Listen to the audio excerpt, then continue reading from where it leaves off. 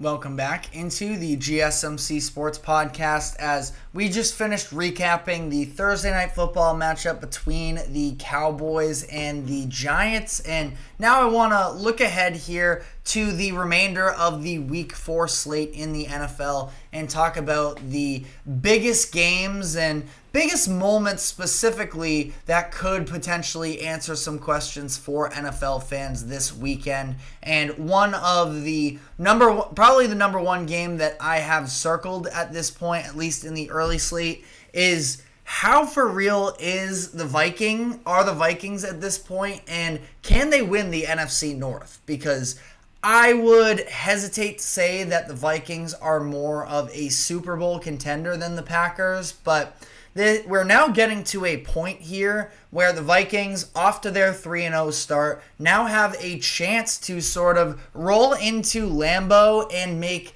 they've already made statements, so it's unfair of me really to say, how legitimate are they? But it's more so about, is this a team that can actually win the division?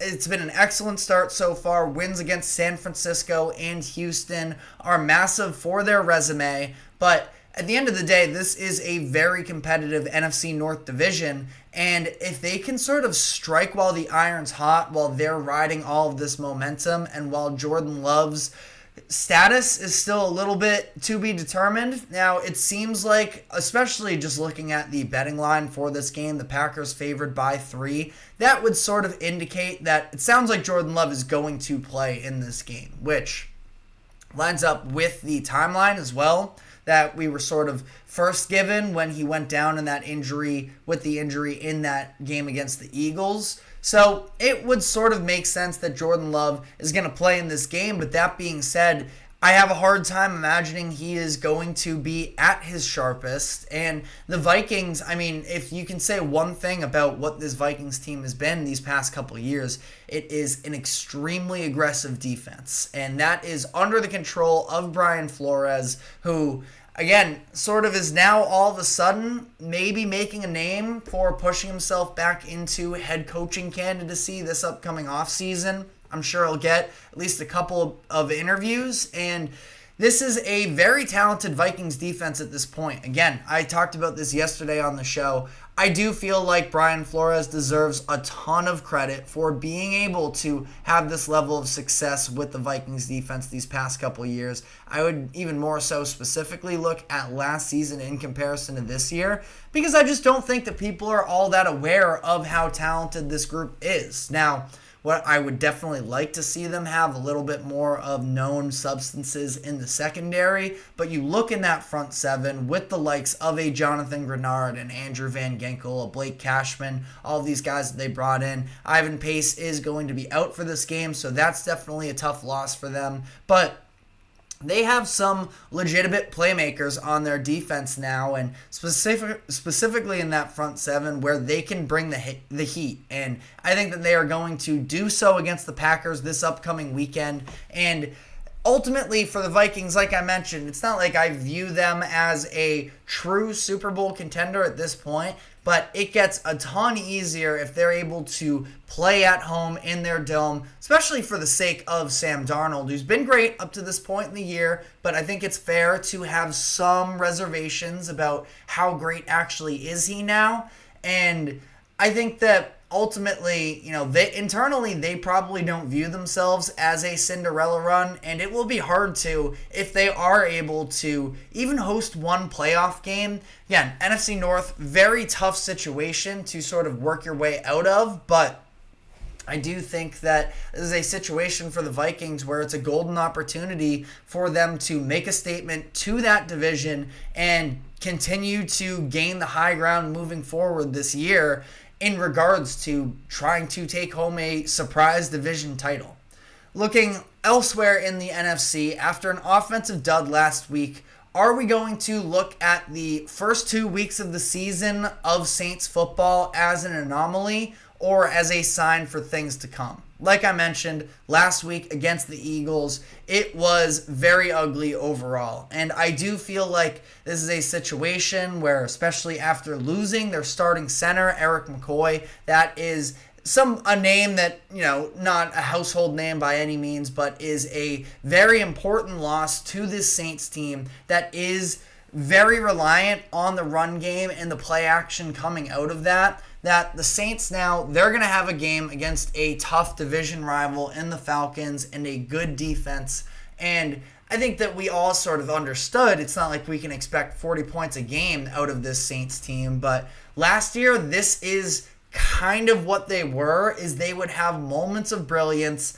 Then when things sort of got off script and they were sort of not given quite as easy of a path, Derek Carr kind of turned more so into the Derek Carr that we've seen for the majority of the past few seasons. And I'm rooting for him. I think that he has a lot of talent, but the limitations with him are definitely at least in the back of the minds, I think, of the majority of NFL fans. And this is a week where, listen, if they come out and do play another low-scoring game against the Falcons, it's not like it means that the Saints can never, be back to being a high-scoring team.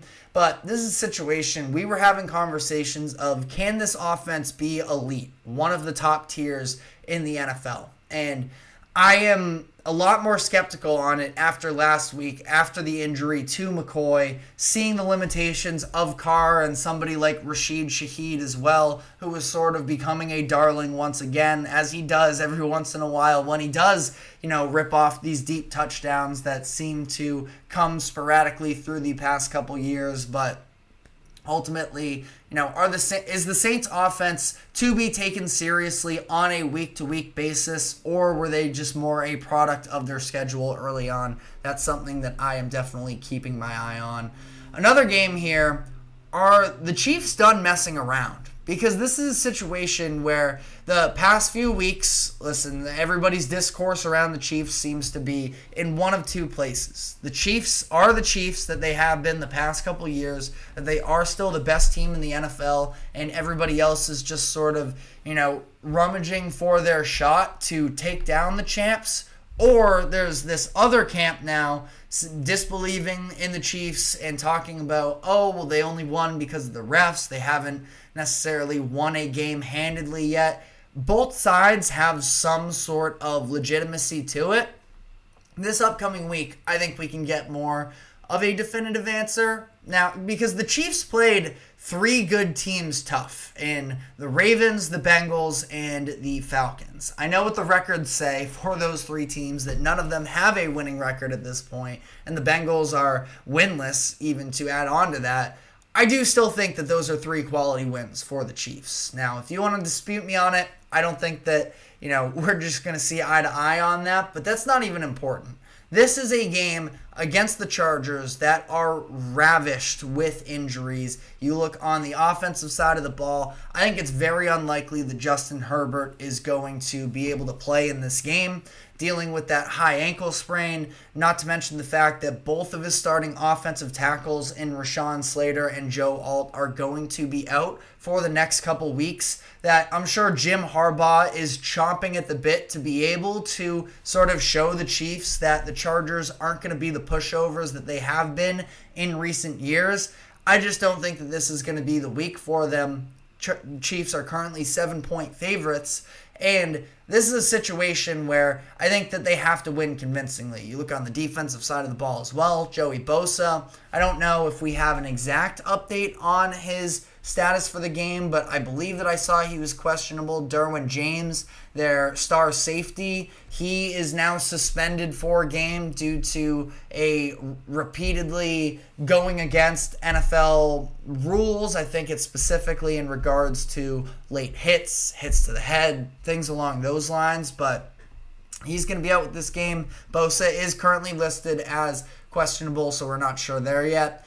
Junior Colson, one of the top linebackers for the Chargers, also questionable for this game. So I just think that there is so much with this Chargers team that they are just not going to be ready to go this week from a competitive standpoint. And it is a divisional game. We just talked about, the idea of divisional games in that Cowboys and Giants matchup. But I think that this is a situation where you can start to have real concerns with the Chiefs if they don't convincingly win this game. because I think that even fully healthy, I do believe that the Chiefs are significantly a better team at this point. The Chargers are going to be a well-coached team that's going to keep themselves alive in a number of games and going to stay competitive.